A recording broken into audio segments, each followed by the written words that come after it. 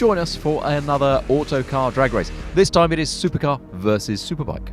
Four-wheel drive versus one-wheel drive. And two very different ways of going fast within the Volkswagen Group. Now, if you like this video, please don't forget to subscribe to the channel for videos like this every single week. The Panigale V4 is the fastest mass-production Ducati in the current range, and it marks the significant switch from a V twin-cylindered engine to a V4, effectively to make a better racing bike. Its 1103cc engine produces 211 brake horsepower at, wait for it, 13,000 RPM and 91.5 foot-pounds at 10,000 revs. It comes with fully adjustable front and rear suspension with a single-sided aluminium swing arm at the back, and it wears Pirelli Diablo Supercorsa SPs as standard. They tell me they're good. And it has a curb weight of just 198 kilos. I know that isn't very much. What really stands out about this bike though is how technologically advanced it is. The 6-speed gearbox comes with Ducati quick shift, meaning you can keep the throttle pinned through upshifts. It comes with wheelie control too, so flat upshifts won't throw you off the back. It has various ride modes and power settings, but most importantly for this test, it has launch control.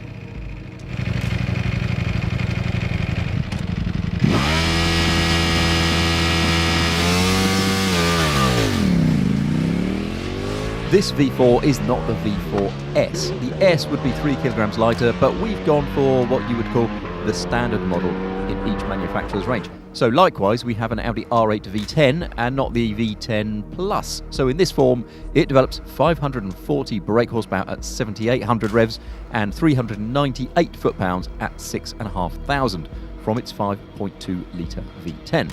The R8 weighs 1,640 kilos, so putting somebody inside it makes less of a difference than it does on the motorbike, but it also has launch control. That's activated by putting the car into dynamic mode, turning the traction control to the right setting, and then standing hard on the brake before standing quickly on the accelerator at the same time.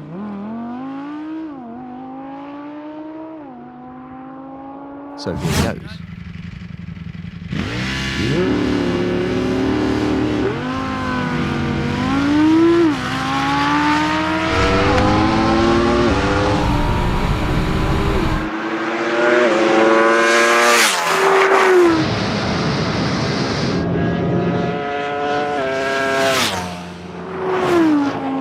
At launch then, things are a little bit give and take. The Audi's four-wheel drive system would like to throw itself down the track quicker than the bike, but the launch control takes a mite longer to react than it does on the Ducati. The Ducati, meanwhile, would get away very quickly, but Neil has to feather the clutch slightly so that despite the wheelie control, he doesn't get thrown off the back. And once the Panigale hooks up, it is a comprehensive victory for the motorcycle. And so to the times. The Audi R8 does 0 to 60 miles an hour in 3.43 seconds and 100 in 7.72. It breaks the standing quarter-mile mark at 11.5 seconds at 126.6 miles an hour and a standing half-mile in 18.3 seconds at 150.4, which is quick, but not as quick as the Ducati, which goes from 0 to 60 in 3.28 seconds. It gets to 100 miles an hour in 6.3 seconds. That's almost a second and a half faster than the R8.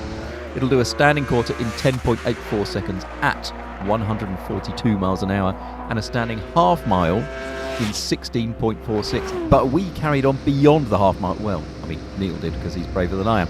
Up to and beyond 186 miles an hour, where the speedo on the Ducati goes blank. Now, there's a reason for that.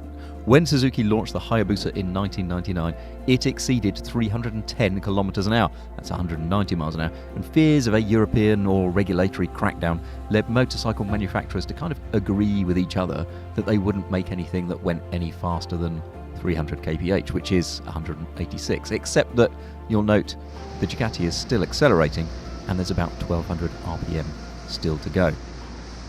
If you like this nonsense, please don't forget to subscribe and find us all the time on autocar.co.uk.